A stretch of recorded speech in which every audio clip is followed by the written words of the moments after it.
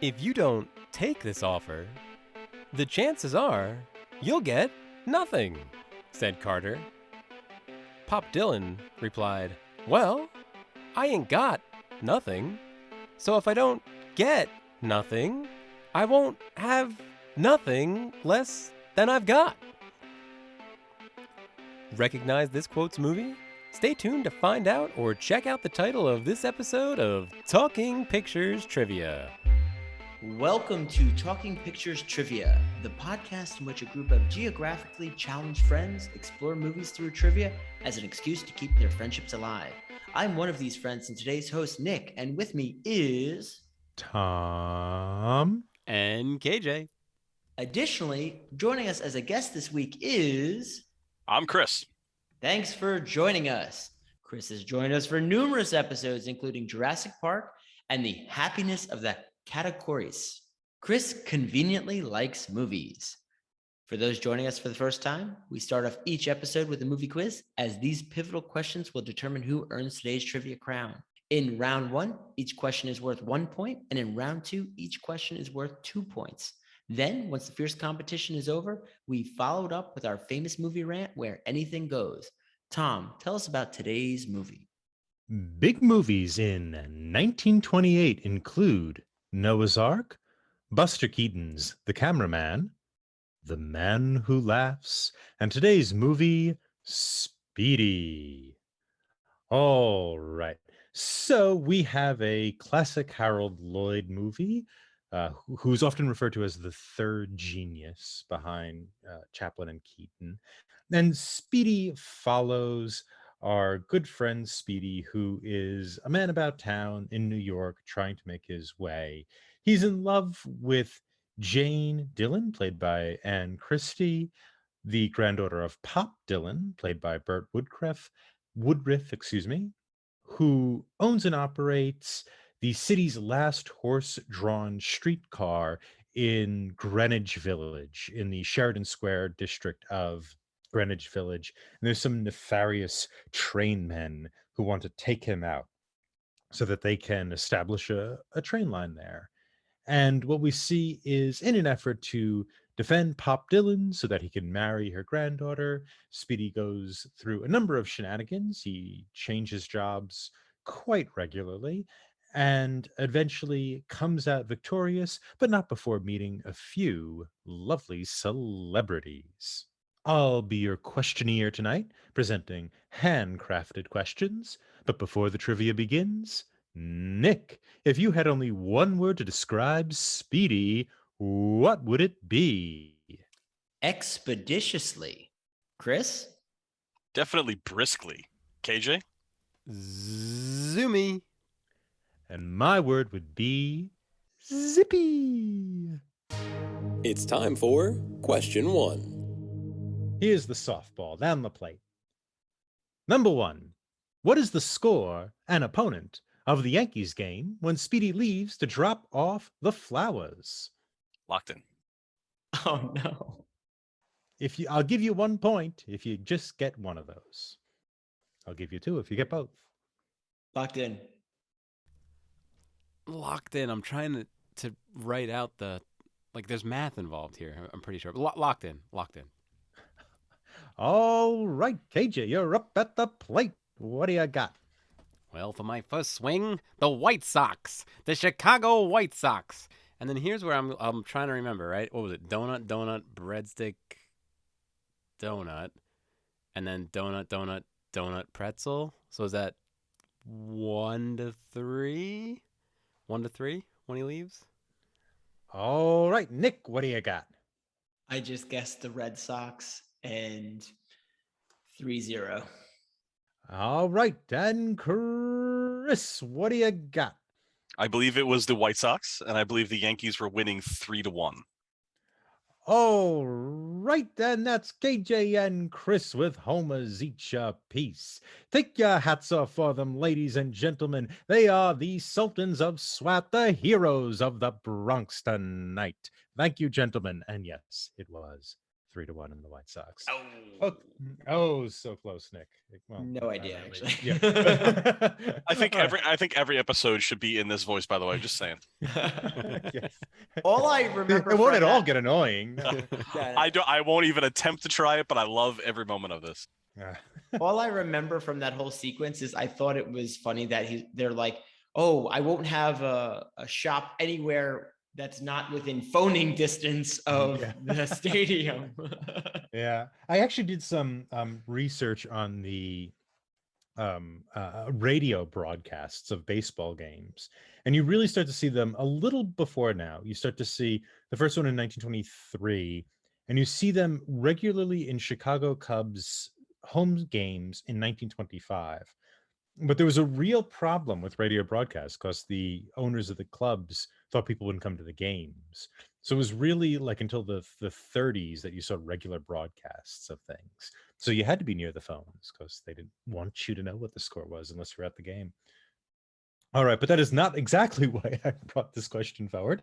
That's an interesting factoid. I wanted to talk about our character here, Speedy, who is really Harold Lloyd's horn-rimmed character, much in the way Chaplin had his tramp. This is a character that he had developed, that Harold Lloyd had developed after years of experimenting with different characters. And this is the one that really took off initially as a one-reeler and a two-reeler, and then finally in full-length features. Yeah, so as I had mentioned last week, this is my first Harold Lloyd movie. And you could tell he was doing a character in the vein of Charlie Chaplin or even Buster Keaton. It was obvious that this wasn't the first time. Like the audience was probably already familiar with this character. And it was kind of interesting because he's a bit of the straight guy, right? He's not the comedy guy. He's the Abbott, not the Costello. And I thought that was kind of interesting that he made it work by being the straight guy.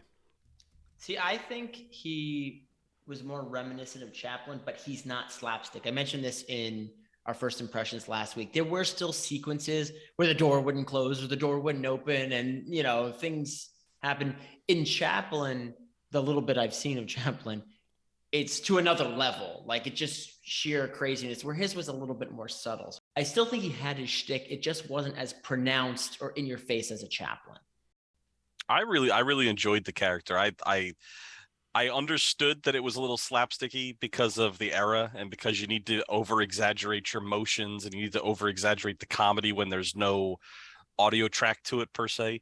But I thought it was well done. I thought it was good. I enjoyed the entire movie, and I think it's because of his acting. Like I said, I've never watched a full-length Charlie Chaplin film either, but I think that maybe that might be a little too much for me if I'm just taking a wild guess. And I think that this level might be the sweet spot for me, honestly. For your first watch of a silent film, like, this was a really good one.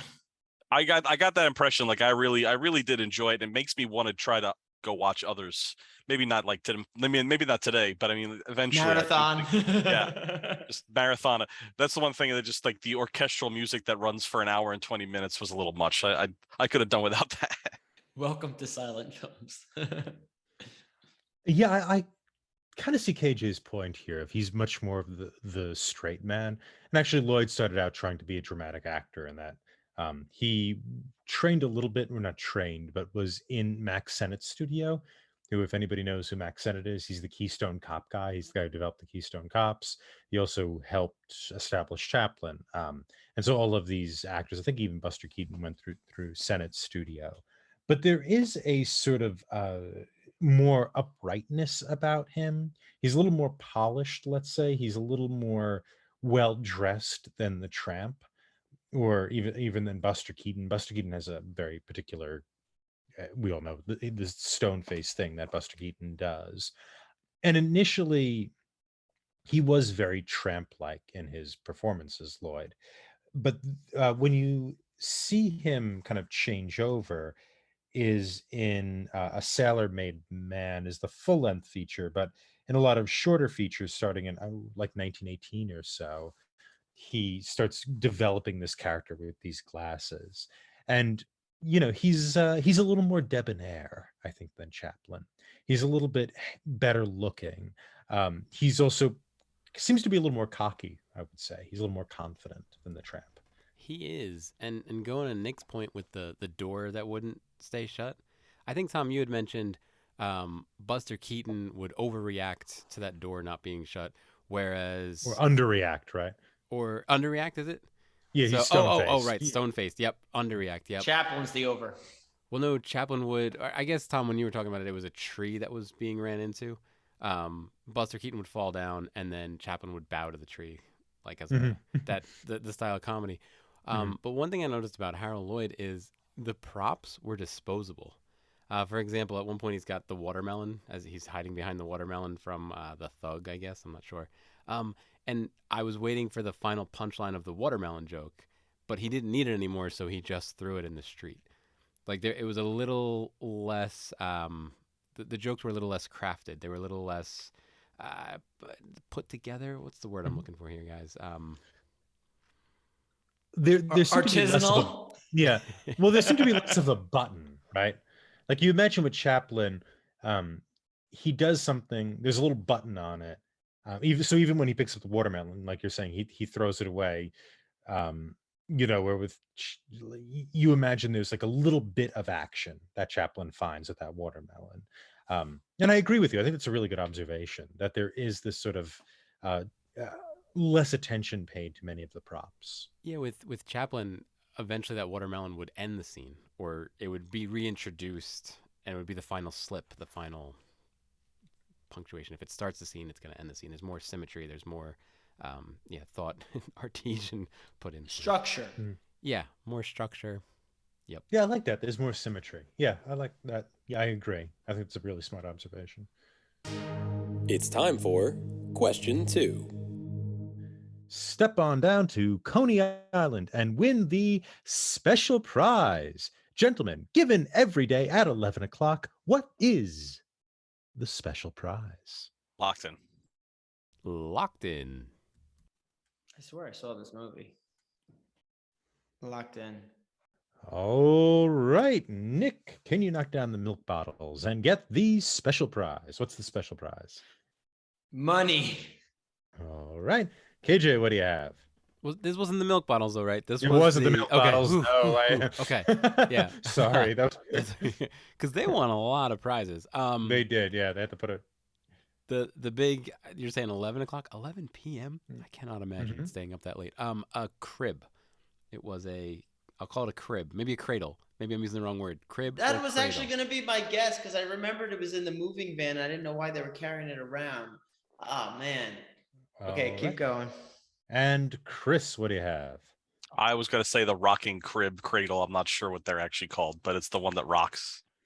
Yes, I'll give you the points there. I said bassinet. I don't, whatever. The thing you put a baby in that rocks back and forth. Very good. So I brought this question forward, not though I love how he initially tries to turn it down because it makes him nervous. That made me laugh. But anyway. Actually, I like when they had the sequence where they pretended they were in a house in a moving van, which is interesting. And then he looks down at the crib and there's two babies with his horn rim glasses on. Were they things of sugar or like potatoes or something? Something else. Yeah, and they turn into the babies with the glasses on. That was really funny. But I have to say, this is my favorite sequence. This is probably everybody's favorite sequence, I imagine, is the Coney Island sequence. It's amazingly beautiful. Not only is it busy and filled with all this action, all this kind of comedy, as well as a certain untoward gesture, which was the first one in film history, but it also, like, when you get to the night part and you see all of the lights kind of hovering over the sand, I mean, it's actually pretty gorgeous to look at. And I think, speaking to buttons and whatnot, them leaving in a van that turns into a makeshift home in the end, I think is pretty beautiful as well. I can go on and on about the sequence, but I want to know what you guys felt about it. Well, Tom, just the gesture you were talking about, just to clarify for the audience, was the same one in the Top Gun movie. We could say middle finger, right? Yeah, I just thought it was more fun Do they give the middle finger in the Top Gun movie? Well, they're communicating while they're in. Right. In the beginning of the movie, yes, yeah. But that was, yeah, he gives himself the middle finger, which is in a window, excuse me, in a mirror, and it is the first time we know of in which the middle finger is captured on camera. That is very interesting. I didn't realize that I was watching history.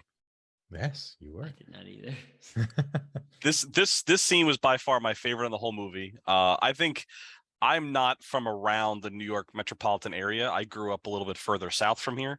So I actually just experienced Coney Island for myself maybe 2 years ago for like the very first time ever. And you know, it's got a certain old world appeal to it, and like seeing it in this movie in its heyday was like fantastic. Like I saw the steeplechase that was not operational on the pier that, you know, just kind of sits there as a relic, and to actually watch it in motion with people riding it, enjoying themselves in the movie was a really great to see.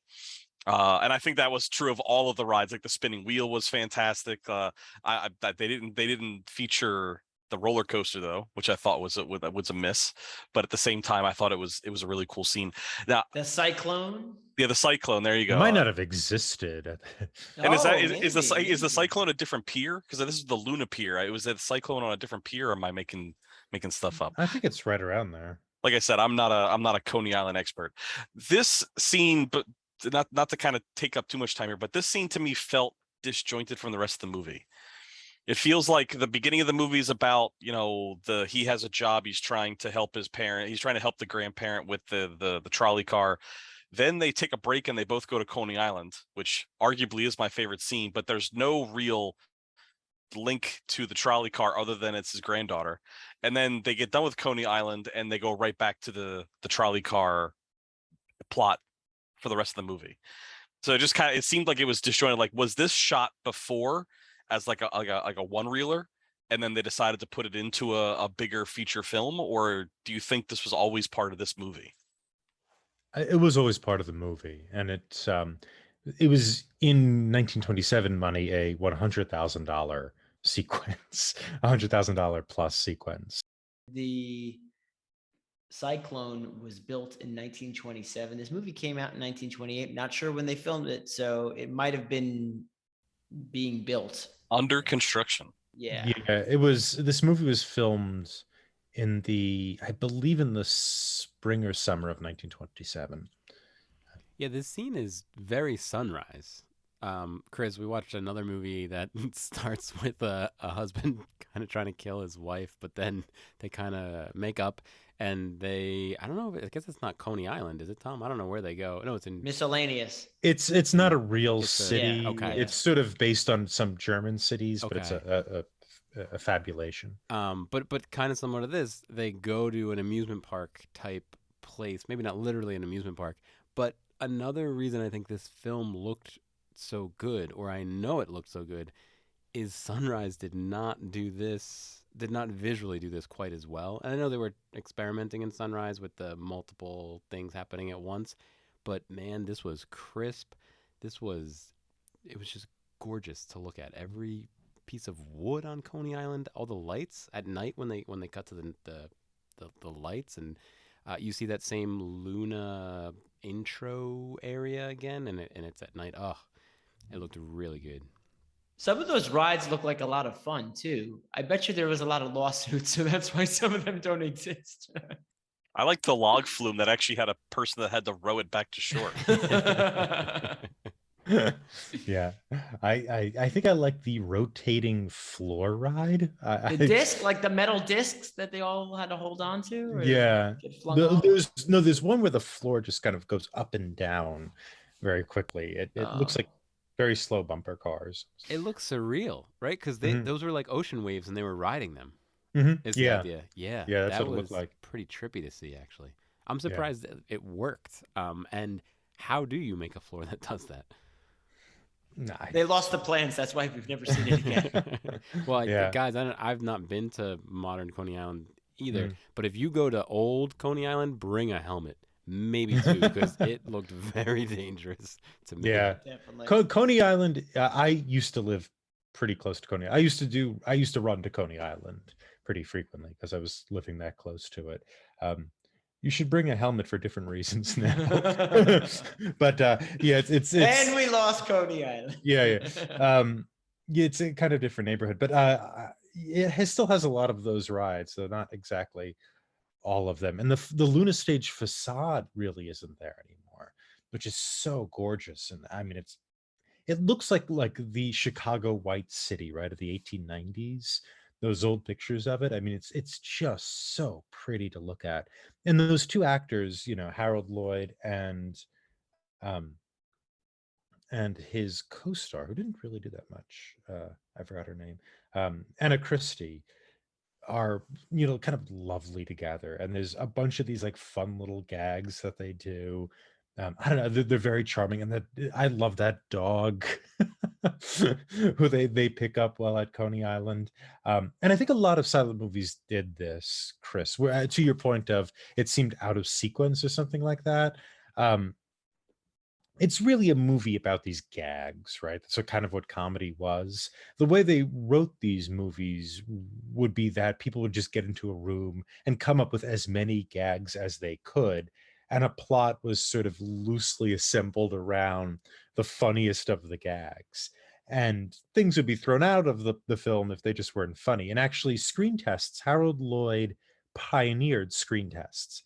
And I found an old, you could actually see this on the Criterion Collection, an old scale of how he measured his screen tests, which I can explain if you're interested. But the Coney Island sequence is this opportunity to kind of get everybody laughing, to get people to enjoy the gags and, watch those two actors play off each other, to see him like trying to deal with the umbrella and then get paint on him, to like tie the dog up and everything falls over when he ties the dog up to the unsteady table and creates a big mess. The crab that bites everybody on the butt. That's what these movies And are they kept about. going with that one. Yeah, there's a lot of crab action in this sequence. I think that's why you have this sequence that's extended but not necessarily connected to the plot, mostly because the plot is somewhat secondary to the comedy. Here we are at the end of round one, and the points are tied for first place in a heated race. We have Chris and KJ both with 3 points apiece. Right behind them is Nick with a big 0, but that's all right. He's coming up. He's coming fast. The kid's got energy in him. I know it. He's going to be in Cooperstown before you know it. All right, we will see you after this break. Hello, And welcome back to B-Side. B-Side. Finally, it is B-Side. Today we're going to be talking about Close Encounters of the Third Kind. We're going to be discussing the famous W.F. Murnau film from 1927, Sunrise. The Icelandic movie from 2015, Rams. Juzo Itami's 1985 picture, Tam Popo. And today I'm going to be talking about a good old film that we just covered, and this is 1984's Ghostbusters. Talking Pictures Trivia B-Side, wherever you listen to Talking Pictures Trivia. And we're back. We're at the critical point of our episode where we ask the guest a key question. Chris, if you could write your own sequel for Speedy, what would it be? Well, I have to admit that I believe that the most compelling character of this entire movie was the dog. So I would like a prequel / into the movie / sequel of how the dog got to Coney Island, what happens when we're not seeing the dog on screen during the movie, and then finally what happens at the conclusion after the trolley's been saved. Does the dog get to join the family? Do they get adopted? That's what I would like to know. I didn't know if this was going to be like a Lady and the Tramp scenario. Yeah. It very well could be. Can we call it Sporty? You can call whatever you want. I'm trying to look up the dog's name. I used to know it. I think it's King Tut was King the Tut. name of the dog. I think so. And Tom, you may have information on this. Is this going to be the first silent movie about a dog? No, I'm sure not. It I'm is sure King Tut the dog. King Tut, As yeah. the dog. Okay, so now we have an entire new through point that we can take this dog back to its roots of ancient Egypt and deal with all the mythology and find out that he's actually like an ancestor of an old dog that was owned by the pharaohs. This is pure gold. Thank you very much. They thought they worshipped the cats, but truly it was King Tut the dog that There you received go. all the attention. This is actually sounds like the plot of the most recent Scooby-Doo movie, where they find they find out, I think Scooby is the ancestor of the dog of Alexander the Great. And then they have to like go to hell or something to resurrect Alexander. It's a very odd movie, but anyway, it's not really related. I do want to let you know, though, if you enjoyed King Tut the dog's performance, he has 4 acting credits on IMDb. He was in Speedy, as we know. His first performance was in 1 Minute to Play as the team mascot, and there were 2 shorts, Just a Bear and In Conference. So I know what I'm doing this weekend. Yep. Well, If you're another really thing you interested can do in this movies weekend. between 1926 to 1931 that involve King Tut the dog, you're in luck. Another thing you can do this weekend, Chris, I just saw on an app called Just Watch. Someone made a movie called The Fast and the Furriest, where the dogs are driving around. So if we're looking for more dog-related movies, Is it all about family? Because that's really all that matters in a Fast and Furious movie. It's got to be about family. It's time for question 3. What is the name of the cab company Speedy works for? Locked in. Locked in, but it's a fragment of an answer. Yeah, that's what I'm trying to see if I can pull it together. It's like trying to remember something from a dream. I have partial words. That's a good question. When it just makes you want to kill yourself. This got real dark. Yeah. No, this is like my Jeopardy nightmare when it's, oh no, I know, I have a fraction of the answer when I'm playing Jeopardy. Okay, I'm going to lock in. All right, Nick, what do you got? The Only One Taxi? I had only one. I also had only one, but I think it was cab company, not taxi company. Yeah, I couldn't remember. There's another word. Yes. So I'm going to give everyone points that you got only one. Sometimes it's only one garage is what they have. Only But one garage. yeah, they might have said only one taxi on the taxi. Yeah, that's why I couldn't remember. Yeah. The point is only one. If you get only one. All right. So here I brought up this question to talk about the city, to talk about the setting. A lot of this movie actually was filmed in Los Angeles, including the Sheridan Street section, kind of Pop's and Speedy's home area. That area. So a little. Can I give a little history, or is? Yeah, but I want to jump in real quick too. Sure, the sure. end sequence, though, that's New York, right? That is New York for the most part. For yeah. sure. When he's rushing back, that is New York. Yeah. The Sheridan. So the movie takes place in the Sheridan Square area of Greenwich Village, which at that time was much more bohemian than it's depicted in the movie. In the movie, it's depicted as kind of a working class neighborhood. That was sort of what the neighborhood was in the 19 teens until the city created a north-south route that went right through the center of that area, and they knocked down about 200 houses to do it. And so it seems like the reason, and it was also the last area in New York to have a horse-drawn carriage. That literally was true. So it seems that though this movie kind of captures the spirit of the late 1920s, Babe Ruth is obviously the embodiment of that.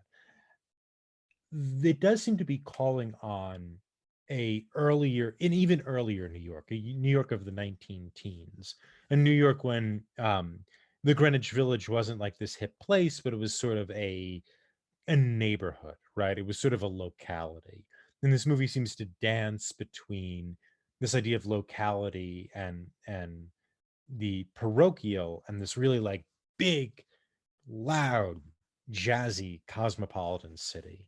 And I was wondering when people thought of the setting, that kind of energy that New York was displayed as having in this picture.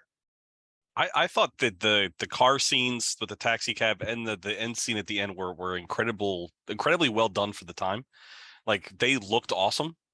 for a movie from the 1920s, I was very enamored with how they probably did it and how probably dangerous it was for the actors that were performing it, because there probably weren't too many stunt doubles or anything else going on then. I really liked in the opening scene, I think they do this with the orchestral music. They're showing you the wide shots of New York, and they're showing you these different, like, crazy, very bustling areas. And then when they show you Greenwich Village and they say this is the place with the last horse-drawn carriage, the music actually slows in tempo. And it's like that's like everything just moves a little slower here, and that's where I like the name Speedy, because he's a speedy man in a kind of like a slower area of the city.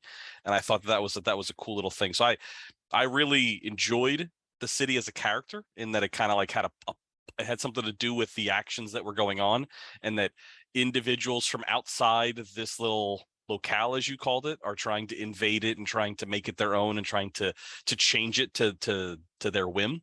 And Speedy is the character, the hero that's trying to save it, even though he is himself probably more like the other locales as opposed to the slower, kind of slow pace of Greenwich Village. Yeah, New York looked gorgeous, and New York looks gorgeous in a lot of movies, right? I mean, Ghostbusters for one. Can anybody think of any other movies? All of the other movies. All There's of the other millions movies. of movies Yeah. of different genres. I mean, New York is a very popular backdrop for a movie. Yeah, you get the idea of just kind of people rushing in, and his movement in the cab or in the horse-drawn carriage through those major areas, especially when he's going past the old customs house, which I now believe is the Museum of the American Indian, all the way downtown, which is in Ghostbusters too, right? That's where Vigo the Carpathian is. Yeah, that was filmed in what It's then Vigo. yeah, but that's the same area, right? They're filming in the same area. Though it was New York's Custom House when Harold Lloyd was filming. I think that looks great, and of course you get the Woolworths building in the background, which is also in the opening shot, which was the tallest building in New York City at this time. The Chrysler Building still had, I think the Chrysler Building doesn't come up until 32 or so, and then the Empire State Building's like a few months later. So you do have these sort of landmarks being touched on. Don't forget the trip up to the Bronx. I love Yes, that sequence. that's That was great. great. Old time Yankee Stadium, and we're actually seeing real game footage. That was amazing. Yeah, I know you're going right over the McComastam Bridge, and yeah, no, that was all filmed, right in front of Yankee Stadium. The scene where Babe Ruth is giving out baseballs to the orphans was an actual thing Babe Ruth was doing, and they just took that footage and No way. yeah. Well, what I will tell you, I noticed an inconsistency during that scene, because when he was in the live setting with throwing all the balls for the orphans, he gets in the cab and all of a sudden he's wearing a cap, but they go back and forth with some scenes where he just has slick back hair and other scenes he's got the cap on. And it's cut intertwined that he clearly wasn't taking his cap on and off within the taxi cab. So I wonder if that had something to do with it. They filmed some of it live, and then they needed more of the sequences when he was getting carted around, and then they just lost that consistency. Yeah, I mean, I could fill in some of those gaps. The sequence with Ruth in the car was filmed later, and Ruth is in it was, I've seen photographs of it. It's a cutout car with cameras on it, but it's still being driven through New York. When he's going over the McComastam Bridge, he's actually going over the bridge, but he's sitting in the car with cameras on him, so it's a cutout and drawn vehicle for that. Ruth was also had just finished a movie called Come Home Babe, where he was the star, directed by the same director of this film, Ted Wilde. And that movie was not particularly successful, and it is also lost. We no longer can see Come Home Babe, Babe Ruth's, starring picture. And so Ruth had a relationship already with the director for this, but that sequence was filmed, and I think he did have to rush off to a Yankee game right after. Another interesting thing, not to go on and on, I'll let you guys talk about Babe Ruth, is So this is filmed in 1927. What is special about Babe Ruth's 1927 season? Does anybody know? All my Babe Ruth knowledge comes from The Sandlot. Oh, okay. So Babe Ruth in 1927 set his home run record with 60.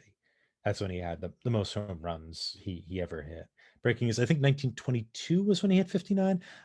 And then Babe Ruth, supposedly there is You were marketing. close to, I'm sorry, I cut you off. I'm so sorry. What was it? 1921? 1921 was 1921 was 59. 59. Okay. But 1927.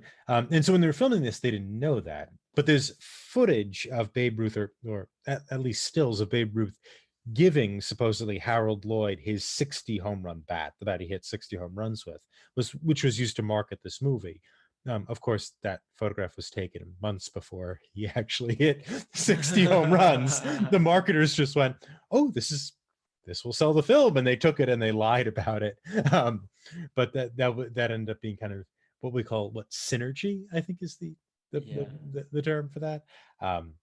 By the way, and not to keep talking about Babe Ruth, but I always remembered him as more of a stout gentleman. He seemed not as large in this film as I've remembered. He gets bigger later in life, right?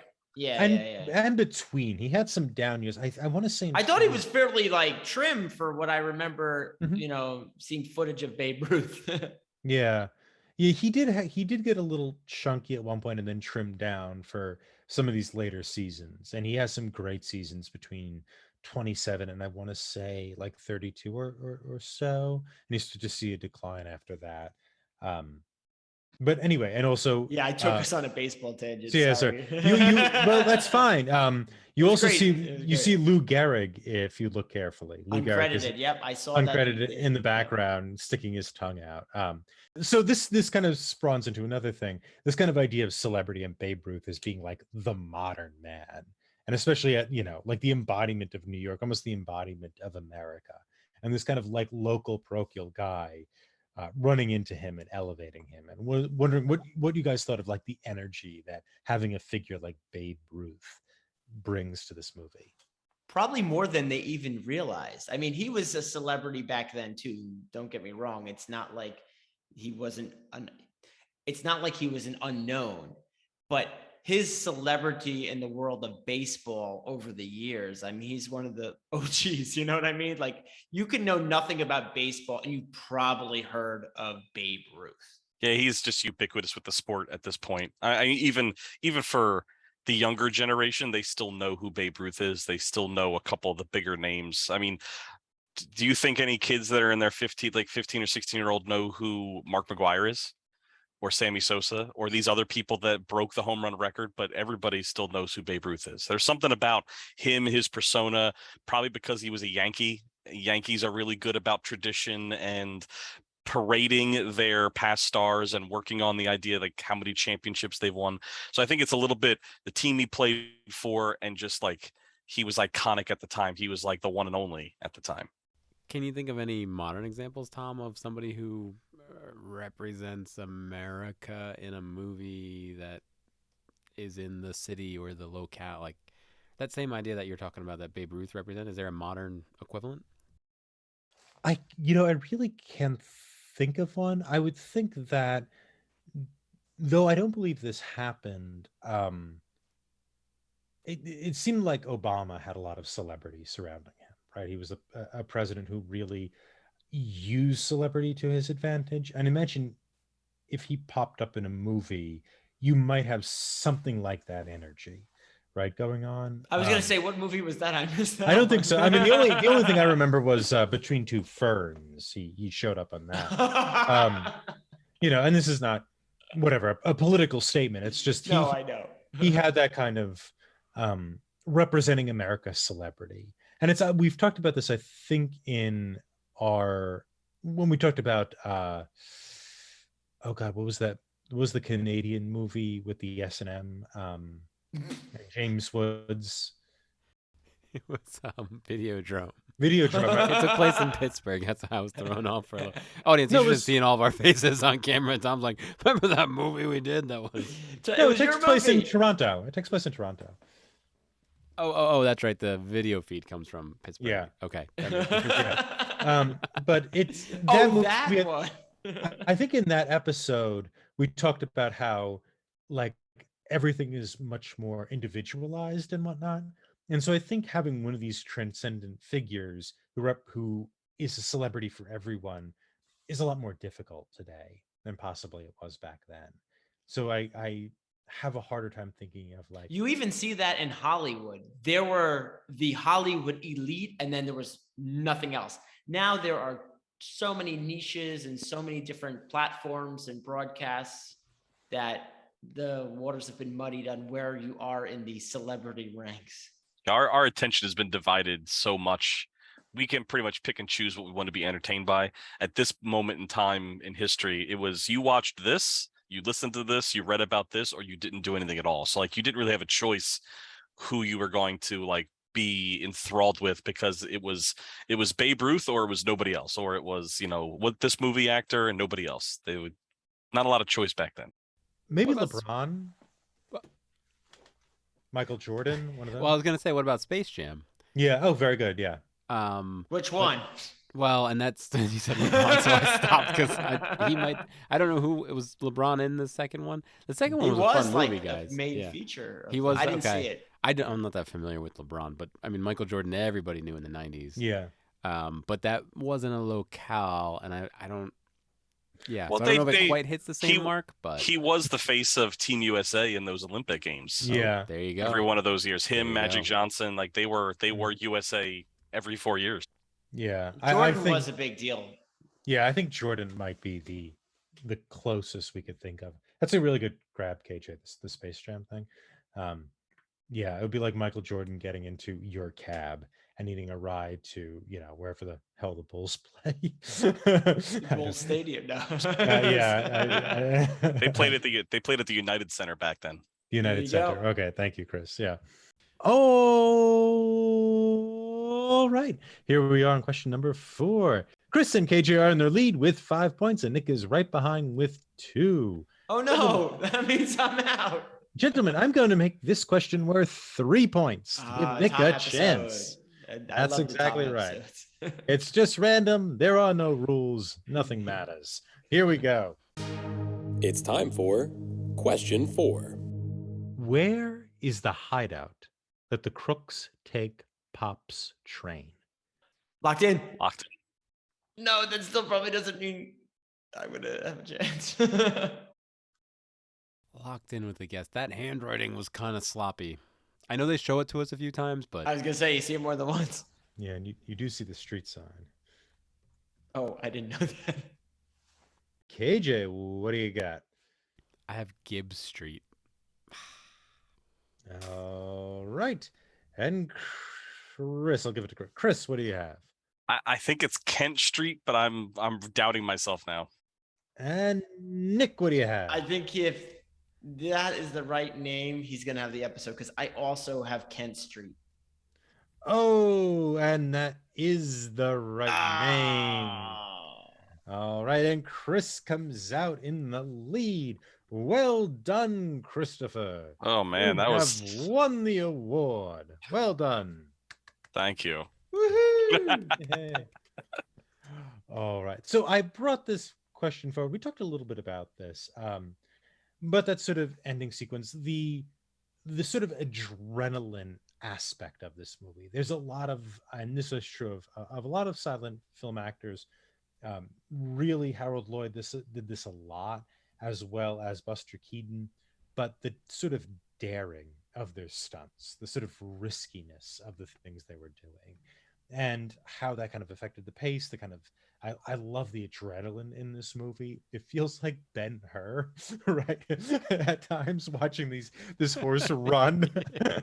And With it's what the people thought crap about being that. dragged behind. You're absolutely right. Yeah. Oh, if Charlton Heston had a cameo. Yeah. So I was wondering what you thought of the kind of the stunt aspect to it, which is a huge deal in films at this time. Chris alluded to it earlier with that ending sequence. I just thought about the amazing amount of coordination that it would take to pull that off. I mean, they're going through a lot of city streets, and I understand maybe they're speeding up the film at some point to make things look more daring, but still, there was a lot of elements going on there. I did really like the scene, and like Nick alluded to, I thought it was very well done, and it seemed like it was ahead of its time. And you could tell in some of the cab ride chases that they're looking like it's not real, but a lot of the trolley stuff looked like that was through the lens. That looked like that was through the camera. They were driving that trolley haphazardly through a street, which kind of boggles my mind that, New York was ever at a fashion where you could close streets and have trolley cars run all over like it was in that movie. I must admit though that I felt like this scene wore on for maybe a couple beats too many. Like, oh, we got a flat tire, now we got to fix the rail, I'm going to use a manhole cover, and then something else happens, and then we're going to fix it, and then something else happens, the horse are going to run away, well, I'm going to get 2 horses instead. So it seemed like it went on a little bit more, and I know that's kind of the MO of these types of movies, these silent movies, but at the same time, I think I could have taken one less gag in this film, just in this scene alone. See, Chris, the open season elements where they're just running haphazard through the city, in my mind, they didn't get permits, they didn't let anyone know, and they just went. That's exactly what I was thinking. Like, do you think that when they went to Coney Island or any other scene where there's just random people on the street, do you think any of them knew that they were on camera, or did they just see like a tripod on the boardwalk, and as they were walking by doing their own thing, and they just kind of got captured in film? Little did they know. That's what I felt like this trolley scene was. They didn't all sign releases. It was, so a lot of this was actually filmed in Los Angeles. One way to know the difference is if you see telephone or telegraph poles. New York doesn't have those. So whenever you see those, that's a Los Angeles thing. And Sheridan Street did not actually look like that by 1927. So that was also constructed in Los Angeles. When Harold Lloyd came to New York, it was an enormous deal. I think we tend to think of celebrity as existing on a smaller scale back then. But since, as we've already talked about in this episode, there are fewer outlets for entertainment, celebrity actually was probably more elevated, more emphasized in this world. So when Harold Lloyd came to New York, it was a major news story. You also had to see people in person. You couldn't go on YouTube and watch their video. Yeah, exactly. So when he did a shot, what you're seeing a lot of times is the cops on screen are real, and they're there to keep the people back, because there were just crowds and crowds of people trying to get a look at Harold Lloyd. So it wasn't the tripod that was like sneaky there and nobody knew what was going on. There was a lot of energy and a lot of excitement about Lloyd shooting in New York. Now, there's some sequences where they are being sneaky. There's times when you see people kind of jumping onto camera and what have you.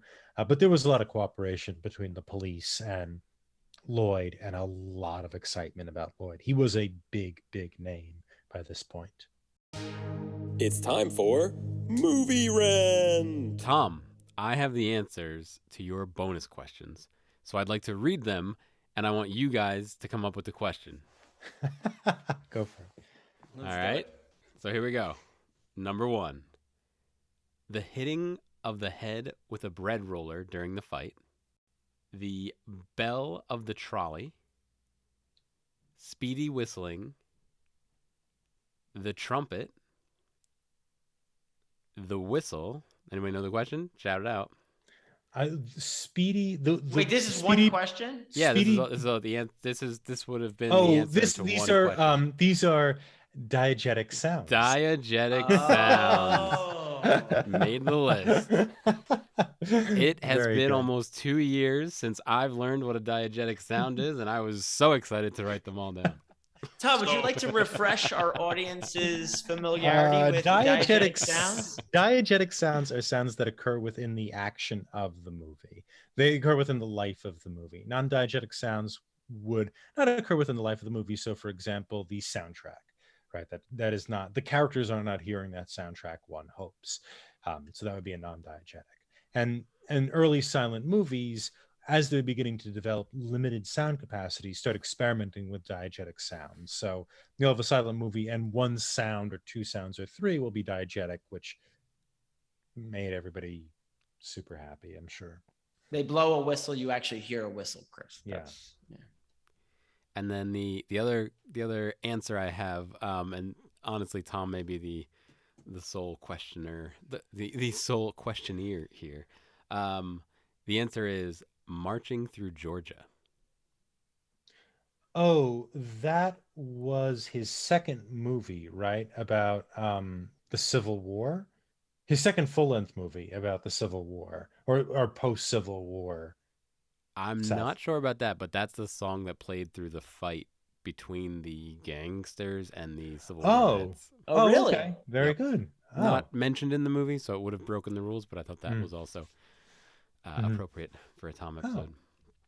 I actually have a somewhat related trivia question that has nothing to do with the confines of the movie, but we were talking earlier about people phoning in to get baseball scores and whatnot, and then talking about the evolution into radio. Well, I'm going to jump ahead to television. When was the first televised Major League Baseball game? Oh, God, I would say 1932. Okay, we had quite a variety there. KJ, would you like to chime in with a guess? Yeah, in Ferris Bueller. Okay. Well, 32, you actually see him against the Cubs, right? You see Ruth televised, not videotape, but televised. Would you like to revise? I'm gonna go with the 40s, then 42. Okay, it actually was August 26, 1939. It was a game between the Cincinnati Reds and the Brooklyn Dodgers at Ebbets Field, although television was still in its infancy. So it wasn't how many like people actually saw that broadcast. Yeah, exactly. Very good. Okay, now back to Speedy. I wanted to think, so I want to hear from Chris a little more, and I want to know, so this is Chris's first silent film experience. What surprised you about like going into a silent film, sitting down and watching it, and maybe why haven't you seen one before? Like what gave you some hesitancy? I never had hesitancy. It's just never had the reason to watch one. I mean, I know of Buster Keaton, I know of Charlie Chaplin. I've seen little snippets of what they've done, like little YouTube videos, or just like clips in a film school in a film class I had once in college. But I really felt as if I didn't need to watch a full-length feature, because I felt like the snippets gave me everything I needed. Like they pretty much showed me what the entire movie would be. And I don't think that this movie really dissuaded me from that opinion. Although there were things in this movie that I liked, and I liked the movie from beginning to end. Like I mentioned in the trolley thing, they just sort of took the gag one step too far, I should say. And that kind of like I feel as if I don't need to see a Charlie Chaplin movie right away, because I kind of know what's going into it. That being said, I did enjoy this. I really did. I always bring up, how my wife sees these movies. She came down about 20 minutes in and said, "Why is the music just continually playing?" And I had to explain to her, like when they showed these movies when they first came out, that they didn't have any sound, so there was literally an orchestra that played throughout the entire movie to kind of give them something else to pay attention to. So I thought that was interesting, that like this is, so it's not that far in the past, but it's like an outlandish entertainment venue that we would never, I don't think the regular viewing audience would ever sit for a completely silent film these days, unless it was like super art house. I've had that debate actually with KJ and Tom. Could someone do a silent film now? They did in 2009. They won an Oscar, right? Yeah, they won Best Picture. The Artist. Who was this? The Artist, yeah. Oh, okay. Another silent film I haven't seen. Yeah, it's really I good. meant more regularly. Yeah, I guess they don't do it regular. Well, maybe I'm getting the year of The Artist wrong. I think it was a little later, right? It was like 2014, maybe. But still, it's not like another version of the medium. It's very rare. I would say The Artist is using a lot of conventions to the medium. I don't know. What do you think, KJ? No. I meant there's The Artist and then there's a void. Like it's not like a subset of storytelling right now. Yeah, I guess you're right, because before that you had the Mel Brooks movie, right? Silent movie.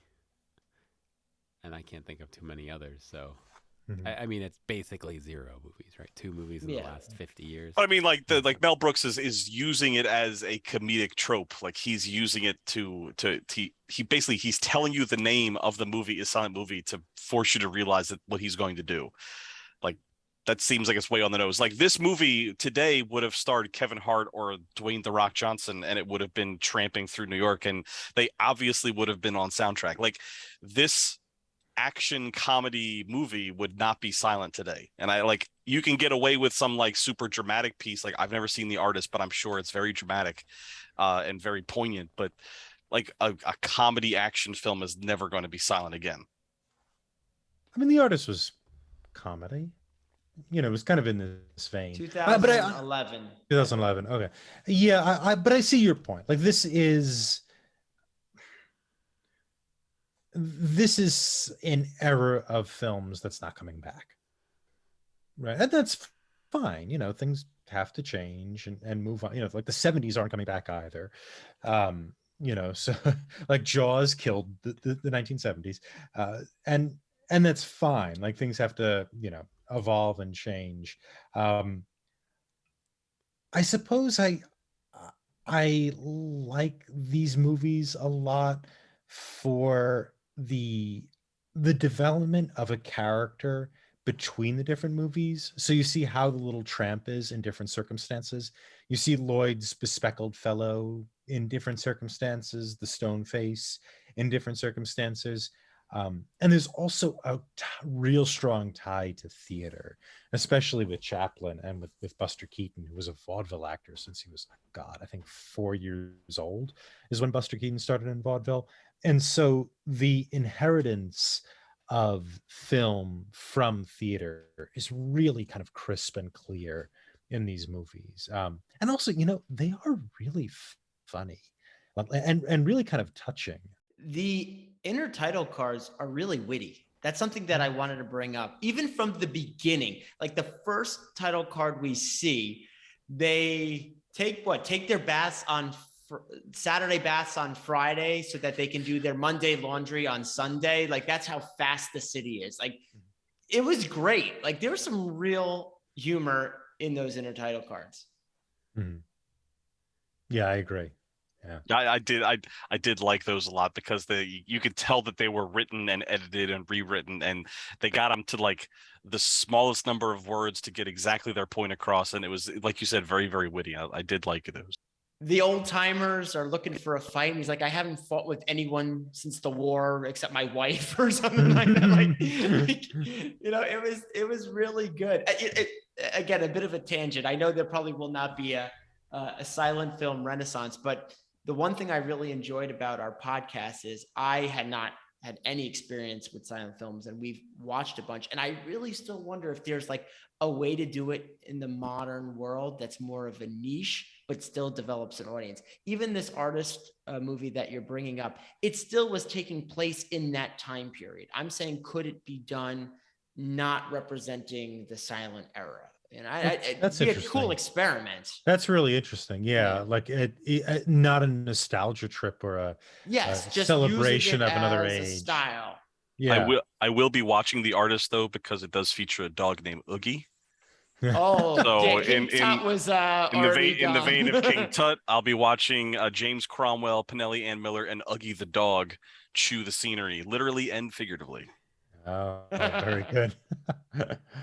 So the trivia question, we saw in this movie two great Yankees, Lou Gehrig and Babe Ruth. What is one thing Lou Gehrig did at the plate that Babe Ruth never did? I'm going to say he hit for the cycle. I'm going to guess he pointed to where he was going to hit the home run. Was he Lou Gehrig did. Was he a switch hitter? Did he? I don't believe so. Oh, okay. No. The thing Lou Gehrig did that Babe Ruth never did was have a 4 home run game. Oh, that's quite an accomplishment. That is a very accomplishment. Yeah, Babe Ruth had a few 3 home run games, including slacker. Yeah, his last season. So Here another. What was Babe Ruth's last season? Who was it with? Oh, who was it with, or when was it? Pick your poison. Did he go back to the Red Sox? No, I know that's where he came from. He went to the Boston Braves. This is the Braves started in Boston, Oh. 1935, and he had 6 home runs that season. I thought it was 35. Yeah. Yeah, 3 of which were in one game. So that was his. They didn't do like the Hanshin Tigers. Like they didn't end up in Hanshin Tigers. He didn't go to Japan, Mr. Baseball Japan. style. at the end of their career. Tom Selleck. I don't know what the history of Japanese baseball is. That would be a fascinating little history to learn about. But no, I don't believe I think he retired after 1935. There was an understanding he would move into a managerial position, but they intelligently decided that would not be a good idea. Well, Babe Ruth wasn't the only one swinging for the fences today. Chris took this one down. These transitions are getting better every week. Audience, Nicely you're going to done. miss these one Nicely done. Holy cow. Congrats, Chris. day. Thank you. Thank you. I did this all for King Tut, the dog. That was a clean sweep for you tonight, right? Oh, yeah. I think I got all 4 questions. Yeah, You and Lou got it. Gehrig, 4 home runs. Although 2 of them I was very sketchy on. I wasn't sure of the taxi cab, and I certainly wasn't sure of the of Kent. Although I got lucky, I guess. Enough to get the W. Mhm. You can find more of our content wherever you listen to podcasts, on our YouTube channel, Twitter @Talking Studios, and our website, talkingpicturestrivia.com. We're extremely grateful to all those who subscribe, like, follow, and leave a review. What do you think happened to the horse? Let us know on Twitter, talkingpicturestrivia@gmail.com, or give us a call at 201-467-8679. Try to be positive, please. Thanks again, Chris, for joining us today. Thank you guys very much for having me. It's always a blast, and I look forward to quizzing you guys next week for the first time on The Lord of the Rings. I hope that you're ready for it. Oh, boy. You can find me on Twitter @ThomasLehman15 and check out our sister podcast, Talking Pictures Trivia B-Side. You can find me on Twitter @KJ10001000. I can also be found on Twitter @TheNicknamed. Join us next time, as Chris already alluded to, when we discuss his recommendation from 2001, The Lord of the Rings, The Fellowship of the Ring. Stay tuned for our first impressions of this film. And yes, we're going to do the whole trilogy. Ding, ding, ding, ding, ding. Next week, we'll be discussing The Lord of the Rings, The Fellowship of the Ring. Tom, how was your watch? I watched this originally when it came out in theaters. I believe I was a senior in high school. And I've seen this movie, I think, a number of times. I think the only time I've actually seen the theatrical release was actually in the theater. But I tend to watch the extended version because I think this is the one, the one of the few movies where the longer version is better, and or the one few trilogies anyway. And it was great. I really enjoy how each moment is kind of fully lived. The performances are excellent, and it all hangs together with the kind of the depth of the world building. It seems as if the art and set direction have matched Tolkien in their commitment to world building. It's phenomenal to look at. Yeah, the acting's great, and it's like tender even in this epic framework. You see things like the Endgame and the Marvel movies, and a lot of them are entertaining, and I think Endgame is even better than entertaining, but they don't have these little beautiful moments in them in the way the Lord of the Rings movies do. I really loved it. Chris, how about you? I definitely saw this movie when it came out in theaters. It was one that I was very, very eagerly anticipating when I was also a senior in high school. And I remember seeing it 2-3 times in its first run. And then I remember going to college and going and like basically during every winter we would go as a group and go, and I would see it with different friends from college. We'd see the subsequent sequels that would come out, and I agree with you. I think the extended version is by far the best, but not everybody's seen it, so we stuck with the theatrical version. But it's a fantastic movie. I watch it probably once a year. I usually go from pillar to post with The Hobbit and all of the Lord of the Rings movies because I'm a little bit of an uber geek, if you will. And I don't know, I'm a huge fan. I love it. What about you, KJ? How do you feel about this uber epic? I also love this movie. In high school, I had read the books. Senior year, like everybody's saying, it's coming out in the theater. Came out on a Wednesday night. I called everybody I knew. Nobody would go. First time I had gone to the theaters by myself, and it was absolutely great. I loved every minute of it. My favorite watch was actually in a Philadelphia venue called the Mann Center. So it's kind of this I'll call it a concert hall that's mostly outside. It has a lawn. You can bring a blanket with a picnic and well, food, alcohol. And actually, one of the guests on the show, Andy, was singing in the orchestra that was playing live with the movie. So they had the big screen playing the movie, but all the sound was live. So that was a really cool watch. Apart from the watch for this show, my most recent watch was with my daughters, and they enjoyed it, but I think they more liked Orlando Bloom. I think they only had eyes for the elf. But if you guys are gonna watch it, you being the audience, and you're gonna do the extended edition, here's my advice. First, break it up into parts. So start the movie and then go until about where Sam says, "One more step would be my furthest step from the Shire," or whatever he says. Take a break, pause, then watch up through the Council of Eldaron, and my weapon, like that, get up to about there. Then take a break and then finish the movie. Get the whole adventure then in one piece. How about you, Nick? Well, how was your watch? This was a wonderful walk down memory lane. I have not seen this film in its entirety in a long time. I also, like everyone else, watched in the theaters, read the books, and I went even further. Back then, I also purchased the extended edition, which I watched numerous times, even the extra DVDs that had all like the behind the scenes, the creative designs, the making of. I just consumed all the material I could at that time, and I haven't seen it since. I've moved a few times, and that DVD collection goes with me, but it has not graced another DVD player in quite some time. So I was really happy to watch this again, so much that I said we have to do the whole trilogy. We were considering just doing this one with the Amazon series coming up in September, but I said, no, we got to do them all. And I'm really looking forward to discussing this with everyone. The Lord of the Rings, The Fellowship of the Ring, is available on HBO Max at the time of this recording. So feel free to go on and watch it if you have that service.